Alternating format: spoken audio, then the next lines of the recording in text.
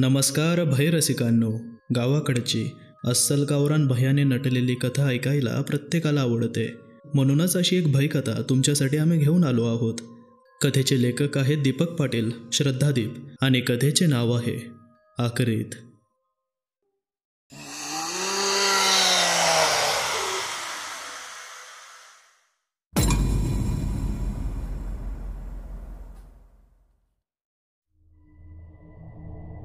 दुसऱ्या दिवशी सकाळी शंकरने रात्री पाहिलेला प्रकार दौलतरावांना सांगितला.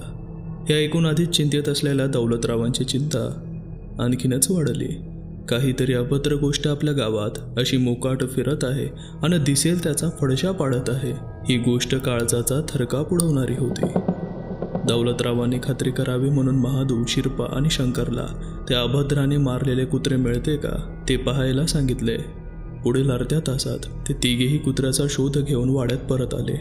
त्यांना वाड्यासमोर रस्त्याच्या टोकाशी एका कुत्र्याचे पूर्ण पोखरून खाल्लेले शरीर दिसले होते. ही बाब कळताच दौलतरावांच्या काळजाचा जणू ठोकाच चुकला. त्यांची मुद्रा चिंताक्रांत झाली, कारण शंकरने रात्री पाहिलेला प्रकार हा भास नसून खरंच तसा प्रकार घडला आहे हे आता सिद्ध झालं होतं. शंकरच्या सांगण्याप्रमाणे ती अभद्र केसळ आकृतीच हे खून करत आहे हे आता स्पष्ट झालं होतं. आता यातून मार्ग कसा काढायचा हाच एक यक्ष प्रश्न उरला होता. काय करावं, काय डोसकत चालना, दौलतराव हताश होऊन म्हणाले. त्यांचा तो बदललेला सूर पाहून शंकर त्यांना दिलासा देण्याचा प्रयत्न करू लागला. दादा, तुम्ही काळजी करू नका, आपण काहीतरी मार्ग शोधून काढू, पण तुम्ही शांत राहा, नाहीतर तुमची तब्येत आणखी बिघडेल. त्यावर कातर स्वरात दौलतराव उद्गारले. अरे, अख्खा गाव हाय मरणाच्या दारात आणि शांत राहू म्हणतोस. कसा शांत राहू मी, माझं मलाच कळना झालंय बघ. आता पुढे काय बोलावं आणि वडिलांना धीर कसा द्यावा शंकरला सुचतच नव्हतं. पलंगावर झोपलेल्या दौलतरावांचा हात हातात घेत तो काही वेळ तसाच बसून राहिला. दुपारचे जेवण करून शंकर माडीवरच्या आपल्या खोलीत वाचत बसला, पण रात्री पाहिलेल्या त्या प्रसंगाने त्याला झपाटून टाकलं असावं, त्यामुळे त्याचं वाचनात लक्षच लागत नव्हतं. गावासमोर उभ्या ठाकलेल्या संकटाबद्दल आणि या संकटातून बाहेर निघण्याबद्दल विचार करत तो शून्यात हरवून गेला होता. नानूभक्ताची झालेली अवस्था मनाचा थरकाप उडवणारी होती. या संकटातून मार्ग काढायचा तरी कसा हा प्रश्न शंकरला सतत भेडसावत होता. पुस्तक मिटून शून्यात नजर लावून तो काही वेळ तसाच बसून राहिला आणि अचानक त्याला काहीतरी आठवलं. तो ताडकन उठला आणि धावतच माडीवरून खाली येत थेट दौलतरावांच्या खोलीकडे गेला. पण दौलतराव झोपलेले होते आणि त्यांना उठवणे शंकरला योग्य वाटले नाही, त्यामुळे तो वरांड्यात येऊन तिथेच घुटमळत राहिला. अर्धा पाऊण तासानंतर त्याला खोलीतून दौलतरावाच्या बोलण्याचा आवाज आला. दौलतराव जागे झाले आहेत हे पाहून तो पुन्हा दौलतरावांच्या खोलीकडे पळाला. त्याला असा धावत आलेला पाहून दौलतराव दचकले आणि म्हणाले, का रे बाळा, असा भूत बघितल्यावानी का पळतोयस? त्यावर आपला श्वास सांभाळत शंकर बोलला, दादा, आमच्या कॉलेजमध्ये 4 महिन्यापूर्वी एक व्याख्यान आयोजित करण्यात आले होते. व्याख्यानाचा विषय होता वैज्ञानिक दृष्टिकोनातून पारलौकिक शक्तींचा अभ्यास. व्याख्यान देण्यासाठी पुण्याहून एक माणूस आला होता, के.बी. राजन नावाचा, अंदाजे 35चा असेल.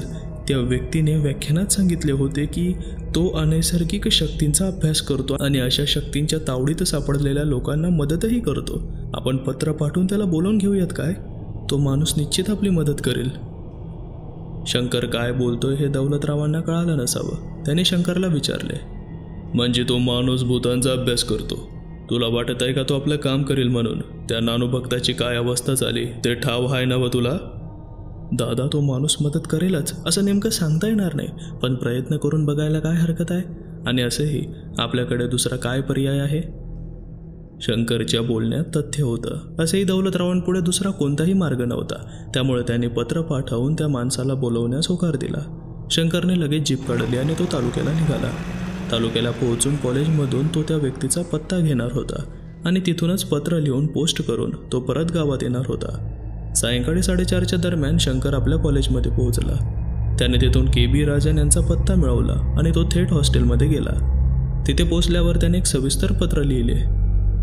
त्या पत्रामध्ये त्याने गावात घडलेल्या सर्व घटनांची तंबूत माहिती लिहिली आणि गावात आपल्या मदतीची नितांत गरज आहे हेही नमूद केले. सोनगावचा पूर्ण पत्ता व्यवस्थित लिहून त्याने ते पत्र पोस्ट केले आणि तो तालुक्याहून गावी जायला निघाला.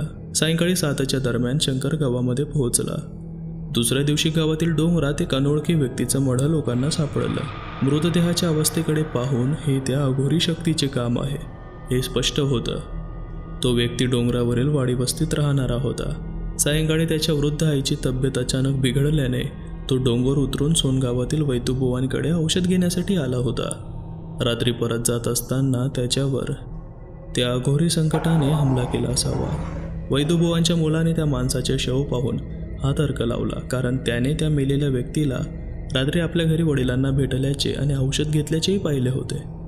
पाटलांनी 2 जणांना डोंगरावर पाठवून ही दुःखद बातमी त्या वाडीत देण्यास सांगितले. पुढील 2 तासात वाडीतील 8-10 लोक आले. त्यांनी शिडीवर बांधून तो मृतदेह घेऊन गेले. मागील 3-4 दिवसात एक गोष्ट मात्र पाटलांच्या लक्षात आली होती. गावात जी काही अघोरी शक्ती फिरत होती ती रात्रीच्या अंधारात दबा धरून दिसेल त्याचा फळशा पाळण्यास आसुसलेली होती. त्यामुळे गावात आता रात्रीचे फिरणे धोक्याचे आहे हे पाटलांनी जाणले.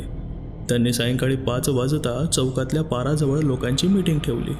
मीटिंगला गावातील सर्व आबालवृद्धांना यायचे आहे हेही आवर्जून सांगितले. सायंकाळी 5च्या दरम्यान सारा गाव चौकातल्या पाराजवळ जमा झाला. दौलतराव बोलू लागले. हे बघा, मागल्या 4 दिवसात एक गोष्ट समजली आहे. आपल्या गावात रात्रीला एक भुताटकी हिंडत्या. ती जळालेली कासारी नासन. तवा एक गोष्ट समद्यांनी पाळायची. सांच्याला अंधार पडायच्या आत समद्यांनी घर गाठायचं. इकडं तिकडं हिंडत बसायचं नाही. लय सोसलंय आपण. आता अजून मुडदं पडाया न ग गावात. एका माणसाला बोलावलंय आपण. बघूया निकाल लागतोय का ते. चला आता निघा समद्यासनी घराकडं आणि सांगितलेलं ध्यानात ठेवा. मागचे 4-5 दिवस शंकर आतुरतेने केबी राजन यांच्या उत्तराची वाट पाहत होता, पण असे कोणतेही पत्र आले नव्हते. त्यामुळे शंकर आणि दौलतरावही चिंतेत होते. गावात भटकी कुत्री आणि गाईगुरांच्या व्यतिरिक्त कोणत्याही व्यक्तीची हत्या झाली नव्हती. तसेही पाटलांनी सायंकाळी अंधार पडल्यानंतर गावकऱ्यांना बाहेर न पडण्याबद्दल तंबी दिली होती आणि ही युक्ती काम करत होती. गावकरी घरातून बाहेरच न पडल्यास कोणाचाही जीव जात नव्हता. त्यामुळे दौलतरावांना काहीसा दिलासा मिळाला होता. पण त्यामुळे सारा गाव हा एक कोंडवाडा झाला होता. दिवसभर गजबजणारा गाव सायंकाळी 7 वाजताच एक अंधार कोठडी बनल्याचा भास होत होता. गावात पडणारा अंधार आपल्यासोबत एक विचित्र भयाची जाणीव घेऊन येत होता. लोक जणू प्रत्येक रात्र जीव मुठीत धरून व्यतीत करत होते. त्यात एक गोष्ट मात्र दिलासादायक होती. रात्रीची ती सैतानी सावली जरी गावात मुक्त फिरत असली तरी ती कोणाच्याही घरात येण्याचा प्रयत्न करत नव्हती. त्यामुळे आपलं घर सुरक्षित आहे ही भावना लोकांना जगण्याची हुरूप देत होती. पत्र पाठवून आता 8 दिवस होऊन गेले होते. शंकर आता आतुरतेने राजन यांच्या पत्राची वाट पाहत होता, पण काहीही उत्तर आले नव्हते. आणि अचानक सायंकाळी 4:30च्या दरम्यान एक पद्मिनी मोटरगाडी गावाच्या चौकात येऊन थांबली. त्या गाडीत 2 गृहस्थ होते. ते दौलतराव पाटलांबद्दल विचारणा करत होते. गावकऱ्यांना मोटारगाडी गावात आलेली पाहून कुतूहल वाटले. मोटारगाडी दूरवर बघूनच हे पाहुणे पाटलांकडे आले असतील असा कयास गावकऱ्यांनी बांधला होता. त्यांनी लगेच त्या पाहुण्यांना पाटलांच्या वाड्याचा रस्ता सांगितला. तशी गाडी वाड्याकडे निघाली. वाड्यासमोर आलेली मोटारगाडी पाहून शेडातला शिरपा धावत बाहेर आला आणि गाडीतून उतरलेल्या त्या दोन्ही गृहस्थांना नमस्कार करून कोण पाहिजे असं विचारलं. त्याने दौलतराव पाटलांचे नाव सांगता शिरपाने वाड्याकडे बोट दाखवत या मालक, कुणीतरी आलाय भेटाया म्हणत तो वाड्यात शिरला. शिरपाचा आवाज ऐकताच दौलतराव आपल्या खोलीतून बाहेर आले. राजन आणि त्याचा सहकारी कदम यांनी पाटलांना नमस्कार केला. दोन्ही अनोळखी व्यक्तींना पाहून पाटील काहीसे भांबावले आणि बोलू लागले. या की बसा इथं दिवाणखान्यात. माफी करा पण मी तुम्हाला ओळखलं नाही. कोण म्हणायचं तुम्ही? त्यावर राजनही काहीसा दचकला. आपण योग्य ठिकाणी आलो आहोत ना याचा त्याला प्रश्न पडला असावा आणि तो उद्गारला. नमस्कार, मी केबी राजन आणि हा माझा सहकारी निवास कदम. शंकर दौलतराव पाटील इथेच राहतात ना? त्यांनी पत्र पाठवलं होतं मदतीसाठी म्हणून आलोय आम्ही. राजनचे हे वाक्य ऐकून पाटलांनी टाळे वाजवत ते मोठ्याने हसले आणि म्हणाले, अरे तिच्या मायला, तुम्हीच ते पाहुणं हाय वय. शंकर माझा पोरगा, त्यानं चिठ्ठी धाडली होती. थांबा त्याला बोलवितो. असं बोलून दौलतरावांनी शंकरला आवाज दिला. शंकर आपल्या खोलीतून खाली आला. राजनला समोर बघून शंकरने त्यांना नमस्कार केला आणि विनंतीला मान देऊन आल्याबद्दल त्यांचे आभारही मानले. इतक्यात शिरपा चहा घेऊन आला. थकलेल्या राजन आणि कदमला गुळाचा चहा पिल्यावर थोडं बरं वाटलं असावं। अशाच एका केसमध्ये अडकल्याने पत्राला उत्तर देता आले नाही असे राजनने सांगितले।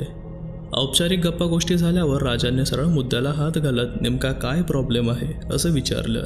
दौलतरावांनी राजन आणि त्याच्या सहकार्याला मागील 10 महिन्यात गावात घडलेल्या विचित्र घटनांबाबत सविस्तर सांगायला सुरुवात केली। राजांनी आपल्या सोबत आणलेल्या छोट्या बॅगेतील वही काढून ती माहिती नोंद करण्यास सुरुवात केली। आधीमध्ये काही न समजल्यास तो पुन्हा विचारू लागला। या सर्व गोष्टीत जवळजवळ तास दीड तास गेला।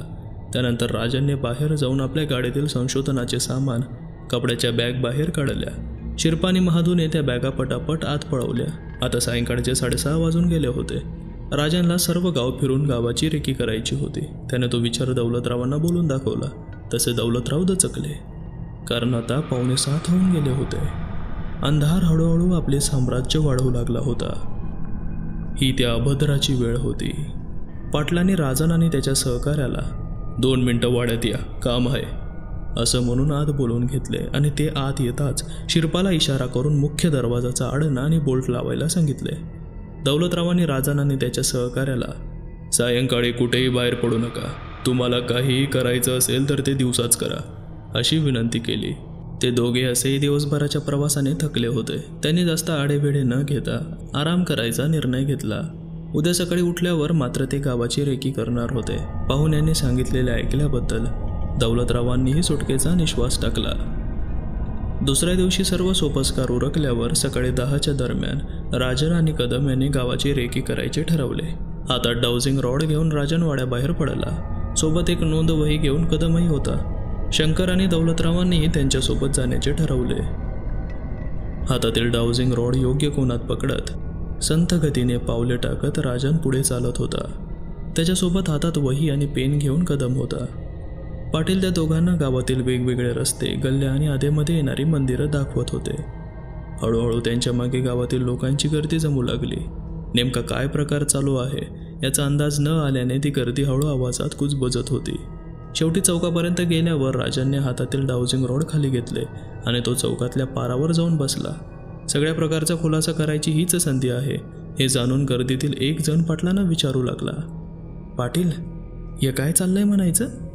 त्यावर पाटील म्हणाले, अरे मर्दानो, मी तुम्हाला सांगितलं नव्हतं का की एक पाहुणं येणार आहे ती म्हणून, त्या कासारणीचा बंदोबस्त कराया? तेच आहे ती हे। त्यावर अजून एक जण म्हणाला, हे हातात सळ्या घेऊन काय बघतात म्हणायची? त्यावर राजन म्हणाला, या सगळ्यांना डाउजिंग रॉड म्हणतात। हे ब्रांजचे बनलेले आहेत। विदेशात 15व्या शतकापासून लोक याचा उपयोग विविध गोष्टी शोधण्यासाठी करत आले आहेत। गर्दी डोळे विस्पारून राजांचे बोलणे ऐकत होती। पण या 2 सळ्यांचा वापर करून कसा काय शोध घेता येईल याचे त्यांना कुतूहल वाटत असावे। आणि तेवढ्यात परटाचा गण्या बोलला, पाहुणा, सगळं शोधून काढता येतं म्हणता या सळ्यांनी, तर माझ्या म्हशीचं रेडकू तेवढं बघा की कुठं गावलं ते 12 बोळ्याचं। काल धरण डोंगरात कुठं गायब झालंय काय बी कळना। तसा चिडलेल्या दौलतरावांनी गण्याच्या पाठीत धपकन धपाटा मारला। गण्याला त्या जबर फटक्याने तारे दिसले असावे। गण्याची ती अवस्था पाहून बाकीची गर्दी धास्तावली। तेवढ्यात दौलतराव खेकसले, हरामखोरांनो, नको ते उठटी कशाला, आपापली कामं बघा, त्यांना त्यांचं काम करू द्या। पाटलांचा राग बघून गर्दी काहीशी घाबरली असावी। हळूहळू प्रत्येक जण काढता पाय घेऊ लागला। हे पाहून राजन आणि कदम यांना हसू आवरले नाही। राजन उठून उभा राहिला आणि त्याने पुन्हा ते डाउजिंग रॉड हातात घेतले। पाटील त्याला शिल्लक राहिलेला गाव दाखवत होते। आता ते हळूहळू वाण्याच्या त्या जळलेल्या जुन्या घराकडे निघाले। मगापासून हळूहळू हलणारे ते डाउजिंग रॉड आता काहीसे वेगाने हलत होते। सोबत असलेला कदम हातातल्या वहीमध्ये या सर्व गोष्टींची नोंद करत असावा। वाण्याच्या घराला वळसा घालून आता राहिलेल्या 2 छोट्या गल्ल्यांमधून फिरून राजन आणि कदम यांनी आपले काम थांबवले। आता ते वाड्याकडे जाऊ लागले। सारा गाव दाखवून झाला होता। एवढं फिरल्यावर नेमकं काय समजलं हे जाणून घ्यायची दौलतरावांची इच्छा होती। त्यामुळे घरी पोहोचून हात पाय स्वच्छ धुवून तयार होताच दौलतरावांनी त्या दोघांना प्रश्न केला, पाहुणा, काय म्हणतोय तुमचा तपास? काय समजलं का नाही? कसा निकाल लागल त्या अवदसाचा? त्यावर काहीशी गंभीर मुद्रा करून राजन बोलू लागला, मला तुम्हाला घाबरवायचं नाहीये, पण गेल्या 10 वर्षाच्या माझ्या तपासात मी अशी गोष्ट पाहिलेली नाही। बऱ्याच वेळा जेव्हा एखादी अमानवी शक्ती म्हणजेच ज्याला आपण भूत वगैरे म्हणतो अशी शक्ती शक्यतो एखाद्या खास ठिकाणी किंवा एखाद्या खास वस्तूच्या भोवती वावरत असते, त्या ठिकाणी आपण गेल्यास त्या अनिष्ट शक्तीचे संकेत आपल्याला मिळतात। पण आजूबाजूला थोडे दूर निघून गेल्यास ते संकेत नाहीसे होतात. पण आज जे आम्ही पाहिलं ते फारच विचित्र आणि तितकंच भयानक आहे. कारण कोणत्याही एका ठिकाणी नव्हे तर साऱ्या गावातच या विचित्र शक्तीचा वास आहे असं वाटत आहे. ही बाब आमच्यासाठी फारच अनाकलनीय आहे. हे असं काही मी पहिल्यांदाच पाहतोय. या सर्व प्रकारावरून आपल्याला इतकं समजतंय की ही जी काही शक्ती आहे ती फारच प्रबळ आणि तितकीच घातकी असावी. त्यामुळे इथून पुढे संशोधन आम्हाला फार काळजीपूर्वक करावं लागणार आहे असेच दिसत आहे. हरकत नाही, आम्ही तयार आहोत कोणत्याही गोष्टीसाठी. त्यावर काळजीच्या सुरात दौलतराव म्हणाले, तुम्ही म्हणताय ते खरंच असन. ती बयाच हाय बघा, ही चिटकीन मिली तरी काय पाठ सोडना गावाची. लय घातकी बाय होती, तिचंच काम हाय. त्यावर राजन म्हणाला, नाही पाटील, तुम्हाला किंवा गावकऱ्यांना वाटत असेल की ती सुगंधाच भूत बनून आली आहे आणि ती हे सगळं करते आहे, पण मला तसं वाटत नाही. काल रात्री तुम्ही सांगितलं की गावकऱ्यांनी तिला जाळून मारलं. मग एक गोष्ट लक्षात घ्या, तुम्ही तिला जाळून मारलं असेल तर तिचा आत्मा इथेच भटकण्याची काही शक्यता नाही आहे. कारण आपल्या हिंदू धर्मशास्त्रानुसार नश्वर शरीर जेव्हा दहन होतं तेव्हा आत्म्याला मुक्त व्हावंच लागतं. तो इथेच घुटमळत राहू शकत नाही. त्यामुळे जी काही अनिष्ट शक्ती इथे वावरते आहे ती सुगंधा नक्कीच नाही आहे. काहीतरी वेगळीच कहाणी आहे याच्या मागे. आपल्याला ती कहाणी शोधून काढावीच लागेल. कारण या गोष्टीचा उगम कळल्याशिवाय तिचा अंतही करता येणार नाही.